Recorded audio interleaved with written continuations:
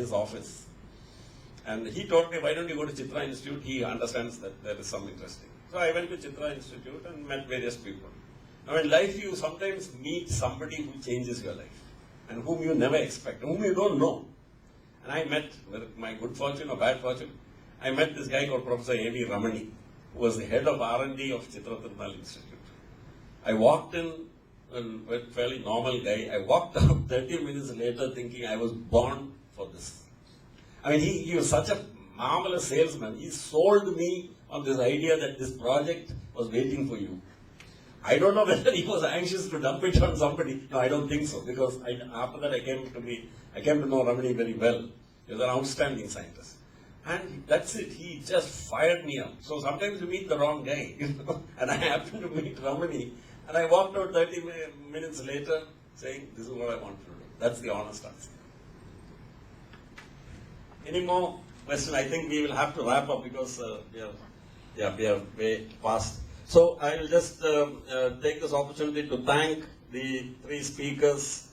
For instance, I mean, I've been in the sector for 27, 28 years, but I learned quite a bit, including from Padma Kumar, with whom I've been associated in part4 right from the beginning. There's different ways of looking at at a venture. And I feel many ideas have been thrown up. We will be preparing a proceedings of this, and I hope all those who have come here would some way either give their name or something which we know, so that we can mail you a set of the proceedings, so that you can also take. I'm sure you will have already many mental impressions. So I would like to thank Dr. Suresh Nair, Mr. N.T. Nair, and Mr. C. Padma Kumar on behalf of you all and on behalf of TICON for having made three very effective presentations, and I would like to thank all of you for, like I said, it's the quality of the presentation, of the participation which is important, and if some of you can take away some ideas which will result in enterprises being born, I think then TICON would have succeeded. Thank you so much. Thank you so much. With that, we have come to an end of the morning session of the first day of TRACK AViavi 2012. And as a token of appreciation to the speakers, let me request the chairperson, Mr. C. Balagopal, to hand over the mementos to Dr. Suresh Nair.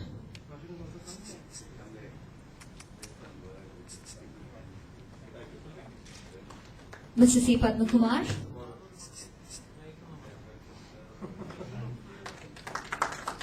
And Mr. N.T. Nair.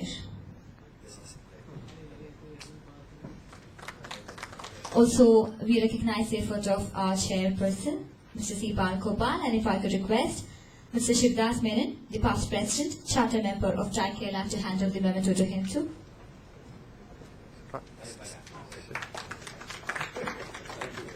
Thank you so much. With that, we are breaking for lunch now. Responsibilities in industry as Principal Scientist Organic Chemistry at HLL. Introduction.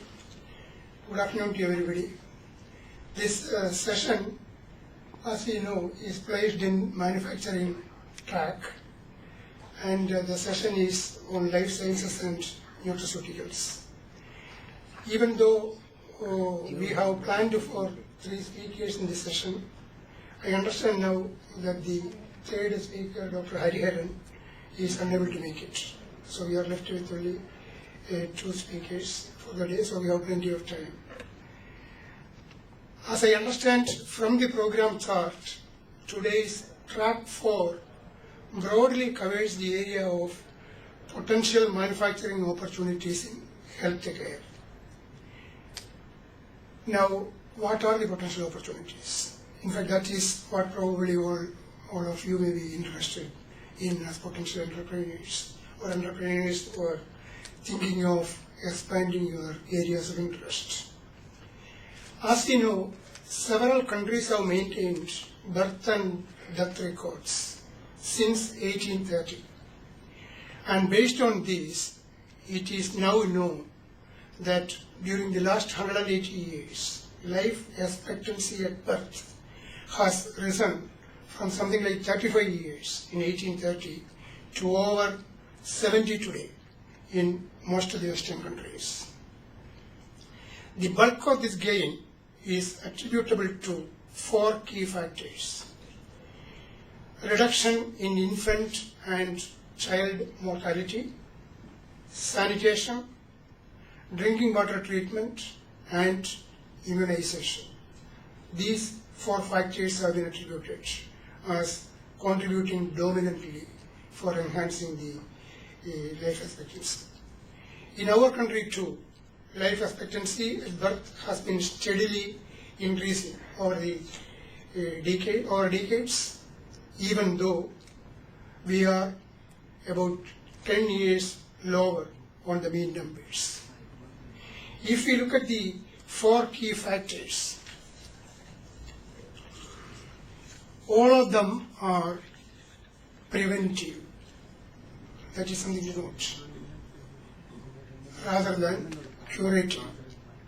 So certainly in healthcare, it is not only pharmaceuticals and surgery. There are numerous opportunities in various other areas. Therefore, based on these data, increasing lifespan it can be due to several other factors also, and there can be lucrative business propositions arising out of these opportunities. In helping people to lead a good life, there are numerous opportunities for entrepreneurs involving the use of science and enabling it through appropriate technologies. For example, diet, exercise, sleep, understanding the risk factors associated with degenerative disorders such as diabetes, cardiovascular diseases, cancer, etc., and helping the affected to mitigate or delay the onset of the condition are all important for healthy living of humanity. The 2 speakers we have would be sharing their excitements in their endeavors they are involved with. I am sure their talk will trigger idea genesis in most of us, which could eventually get transformed into products and processes over a period of time using appropriate business models. And if at least some such ventures emerge out of this exercise, I am sure TRACON would be extremely happy about. Now I would do the pleasant duty of introducing the first speaker. First speaker is Dr. Selvakumar Nadesan, who is MD of DSK Sciences. Dr. Nadesan is currently the CEO of this organization, and he is also the Chief Scientific Officer at Ramchandra Innovations. Previously, he was with Anandam Biosciences Private Limited, and prior to that, he has worked in Dr. Reddy's lab. After having completed his master's degree at Pakistan University, he obtained his PhD from Institute of Science, Bangalore, specialization in organic chemistry. Subsequently, he had been abroad, University of Alberta, Canada, and then he has come back and joined the various places which I have indicated earlier. He has a number of publications and patents to his credit, and he is an accomplished scientist and an entrepreneur. We will listen to him very shortly, but before that, I would also briefly indicate the type of time frame we would keep in mind. Maybe 25 minutes to half an hour, if that can be taken for the talk, then at least half an hour we can leave for the discussion, because I fear, even though the title of the session is indicated as Life Sciences and Nutraceuticals, there is no speaker dealing specifically with nutraceuticals. Certainly, during discussion time, if any of you have any query in that context also, feel free to raise. We will try to address them. Thank you for your attention. And now Good afternoon, everyone.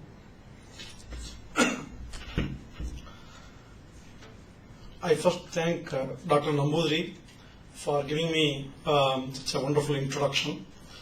I would like to share with you that both of us have completed PhD at the same department, at the same institute. So that makes me even more happier that I am now getting another chance to work under my senior actually, though for a short time. Okay. So in the next 20-25 minutes, what I would like to speak is broadly an area called drug discovery. Okay, so I would like to make the discussion as simple as possible. I would like to even go to some layman kind of a language, and if someone is very knowledgeable in this area, please feel free to accommodate, because I wanted everybody to be part of the discussion during my 25 minutes actually. So the title of the talk will be Innovation in Healthcare. This is, although the country has seen enormous growth in the IT sector, there are several other sectors which are untapped in the country in general. This is one sector which is very important. In IT, we do everything, but we simply export to the other country. But in this sector, whatever we do, it is going to be directly applying to our own people actually. So that way, this has more relevance for a growing economy like India. So that's where I thought that, if I speak, what are the opportunities in innovation in healthcare, that definitely relevance to my area. Only then I can talk more confidently. Then people can take home some message. Okay. Right now, my company is coming up. It is going to be operational next year. Okay. I think before going into what I'm really going to speak, I want to put the whole discussion into perspective by giving one slide. Though the slide looks very crampy, don't worry about it. I think I'm going to come off from the mic and speak because the audience are very vast, so I can speak a little louder actually. Am I audible? The back? So the slide is very, it appears congested, but what it essentially means is drug discovery. In a simple layman terms, it's a medicines discovery is a very time-consuming process. This is what the whole world is having the perception actually. So if you go to a medical store and you are buying any number of medicines, you are buying, is it working now?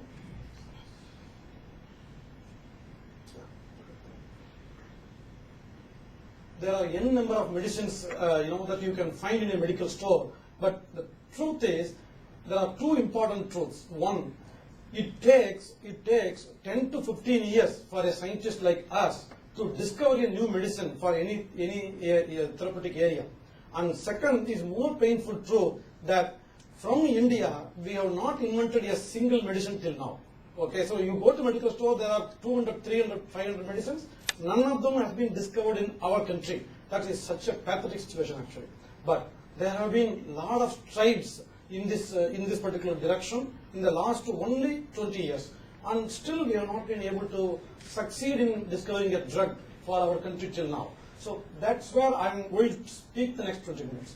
So basically if you see, what it basically says is the scientists have to screen tens of thousands of compounds to eventually become 250, useful compounds to progress further, which again become 5 that will go into clinical development. Clinical means your molecule will hit the human in clinic, and only one gets the approval, after which you see that medicine in medical store. So it is a very, very lengthy process. Okay, but what I am going to speak is then what is the opportunity for a country like India to do work and business in this particular direction. See, there are several reasons for, we are discovering so many molecules. Why are they all failing? There are several reasons for that, but 3 of them are predominant. This 11% is for toxicity. You discover a medicine, but when you take it to animal, you see the medicine becoming really toxic. And the third one is actually pharmacokinetics, which is more a scientific term, and the second one is lack of efficacy. That is also a scientific term, but I can tell you that when you discover a drug, you will find that in the laboratory it is giving you biological activity, it is giving you the real effect for the disease that you are looking at. But when you really take it to animals and human, you don't see that particular effect. These are the three major reasons why the drug discovery is becoming a very, very risky proposition. So in that particular segment, we can play a lot of role actually.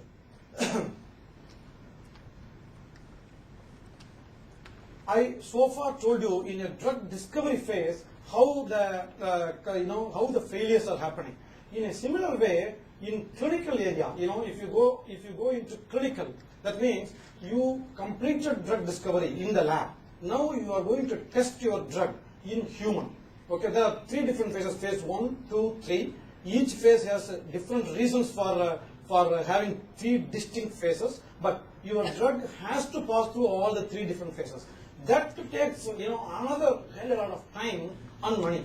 And eventually, what happens for a company, for a drug discovery company, is it takes about 50% of their money and time for discovery in the lab, and it takes another equal 50% of the time and money for the clinical phase. And if you see another second is a picture very easy to understand. See the blue line, it is talking what is the R&D spending in million. Okay, see if you see from 1980s, the companies are struggling. They are spending a lot of money, and every year it is increasing. There is a lot of money spent from here. It's an exponential growth in expenditure. But on the other hand, number of molecules discovered and reaching medical store, I can put it this way, is given in this particular bar diagram. It is declining. It went till 1995, but then afterwards it is declining. It is a very alarming situation. In the whole world, I'm not talking about Indian context, I'm talking about a global context. All the big pharma majors are really struggling to keep their pipeline. That means keep their drug discovery assets moving out to market. Unless, see, when you spend so much of money, unless the company puts the molecule into medical store, they don't make money. So, but the particular success is falling down, but the expenditure is going up. So that is an important, that's an alarming situation actually. And this slide maybe I will skip. Basically what I'm trying to say is, because of that reason, every big company who has spent several billions in research are really pressurized to realize the value. So I have put so much of money, what is the value I am getting? So the companies are really pressurized in all angles actually. Why I am talking all these things is, that is where we have an opportunity. I'm skipping one slide. That is where we have an opportunity. We means as a country like India, we have an opportunity. Why? That is because our country, India, the cost of the expenditure for discovering a new drug is a lot more less compared to a developed country. So because of that, now the developed country, big pharma giants are forced to seek help from developing countries like India and China.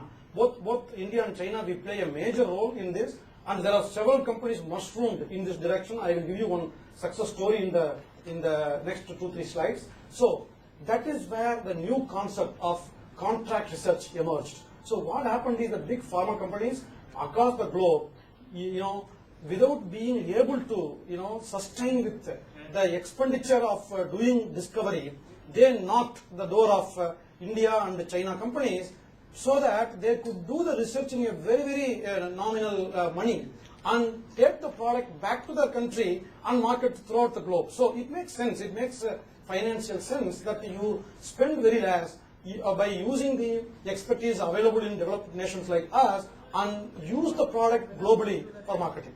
So that's where you can see, I will use the word R&D outsourcing trend. So the research and development, outsourcing means, the big companies outsource to a developed country like us has really increased tremendously. It is increasing ever. So this is the segment that India can play a very good role.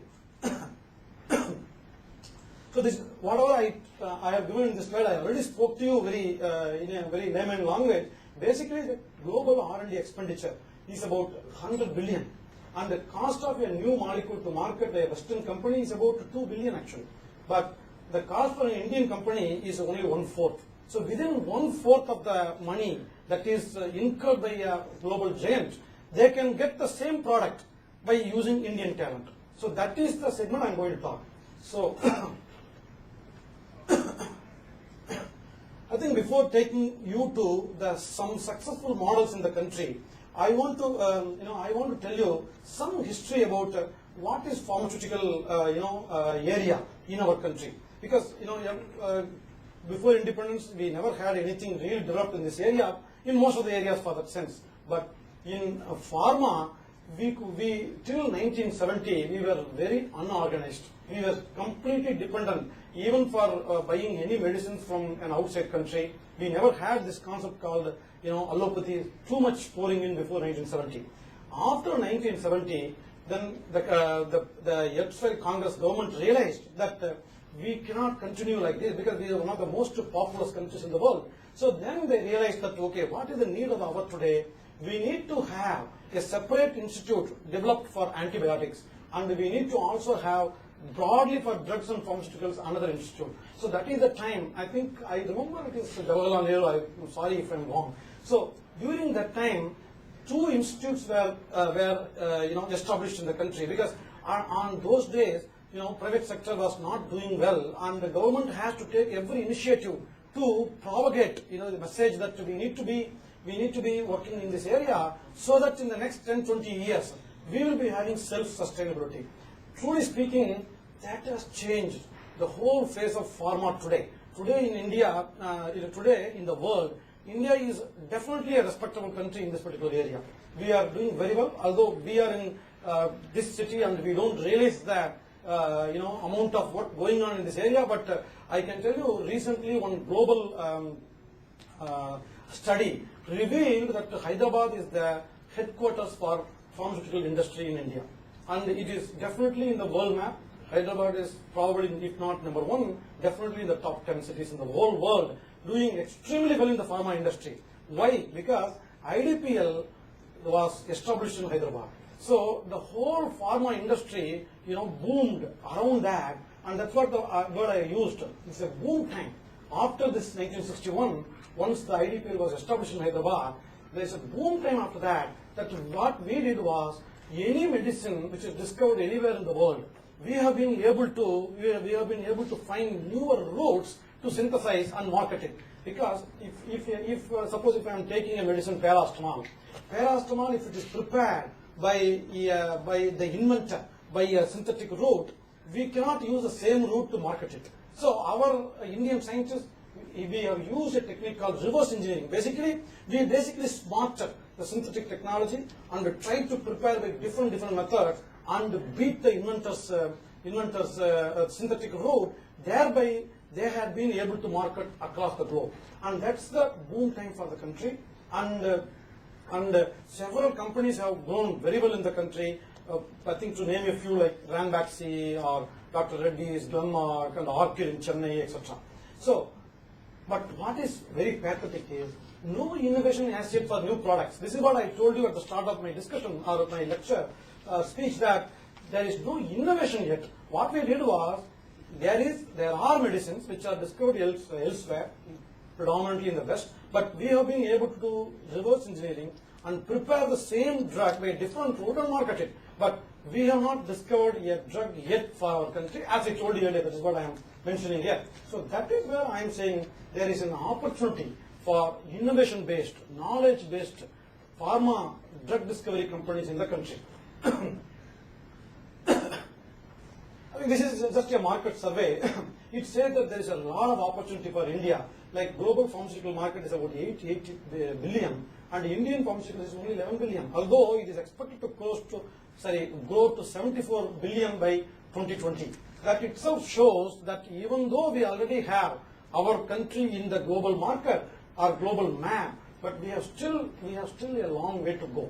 And another market survey says that outsourcing, even in the outsourcing, if you remember I discussed a word called outsourcing, that big pharma companies seek the Indian talent's help to discover new drugs or do their research here. Even there, the outsourcing market is about 20 billion, but we are India, even though India is one of the hot destination for outsourcing, we are only really performing dismally. So in both doing, pharmaceutical drug discovery in the here and also in outsourcing, both depend on knowledge. We have a right platform to launch. Our country has done extremely well, but still a long way to go. So that is about whatever I mentioned, I have just put in here. So there are big opportunities exist for small Indian companies having strong drug discovery capabilities. Smaller teams of people join together and form a company. So that was something, a new trend about 30 years back in the US. And I always say that the San Francisco is, even though it is an IT capital of Silicon Valley of the maybe the whole world, but even for biotech, it is not second. It is the first actually, because in Bay Area alone you will have maybe nearly 1,000 biotech companies. So these companies are called biotech companies in the US, and they have worked on platform technologies. So what they did, considering their size, it is only 5-6 people. They always worked on taking a small technology and developed as a commercializable asset, and bigger companies came and acquired them or purchased the technology, etc. So that's a new model that mushroom like anything actually. So what I am trying to say for our country also, we need to have such biotech companies beginning to happen in the country. It is so far not happening. Even now, only big companies are doing this kind of work. But small companies should also come in actually. So this is one success model I want to tell you, that this company Advenis, it is basically based in Pune now, but it is funded very nicely by Tata company actually. It has done extremely well. This slide is something that I made only 2 to 3 days back, but the whole story what I am going to show is something that happened in the last 1 month only. So what they did was, this company initially established excellent facility with very good scientific teams, and they have done a lot of contract research. But in the last 1 month, they struck a very big deal with a Japanese pharma company called Takeda, and the first check is going to be $36 million, and with $45 million for each product for the future development actually. It's one of the biggest deals happened in this particular sector. So that's why I use the word role model. This is my own thing. So I would say that each and every company aspiring to play in this particular space should keep henceforth this company as the role model actually. So in the next 3-4 slides, I'm going to talk about what are our initiatives. So my idea was that I don't want to speak only about my company all along. I had given you what is the global scenario, what is the, I'm seeing it, yes. I don't have much time, okay. So what is it I'm trying to do in this particular thing? Because we professionals working in this area, we need to also play a role. So let's begin somewhere. So that's where our initiative, this company DSK was established about a year back, and is being currently the facilities are coming up. This is what I have shown you is just some internet pictures, but that is how our laboratory will look eventually. And we are going to build a state-of-the-art facility. It is being built right now. Facility for new product research in pharmaceuticals with a separate animal house. So we are going to be involved in the space of innovation and drug discovery. What is our goal is to create assets, seek collaborations, and aim to achieve out-licensing deals. So aim to achieve out-licensing deals is something that Advenis has done. That is going to be our goal maybe 5 to 10 years down the line. But initially we are going to work on creating assets. So this is one technology which I want to tell you. I think the other speaker will appreciate what I'm going to do. This is one of the technologies in my experience I have developed. What I'm trying to say here is I'm keeping several small fragments which are proven pharmacophores one side. Another side I'm keeping a receptor. So I'm allowing them to dock. I'm allowing them to dock all virtually. And this technology will lead to number of compounds which are having the potential to inhibit this particular the target. I'm not going to speak more than that because this is too much of a science, but this is one of the technologies on which our company will be built. We have few technologies based on which we are we are going to work. And also I want to tell you, it is just not on paper. We have already evaluated this technology by actually taking a target, synthesizing molecules and getting biological activity, etc. So basically, after having conceived this idea, we have traveled really a lot and having molecules for taking it forward actually. So our DSK's vision would be to innovate in drug discovery and development, thereby expediting the commercialization of new drugs and pharmaceuticals for affordable solutions of healthcare. And we are located in the suburban Bangalore. It's a greenfield facility. So how are we going to do that? So we are. How are we going to achieve our vision? Is to develop internal competence to deliver products with services on par with the world's best. It is in this area we have worked for several years, and we are capable of doing that. And marketing competence to attract best customers and projects and project the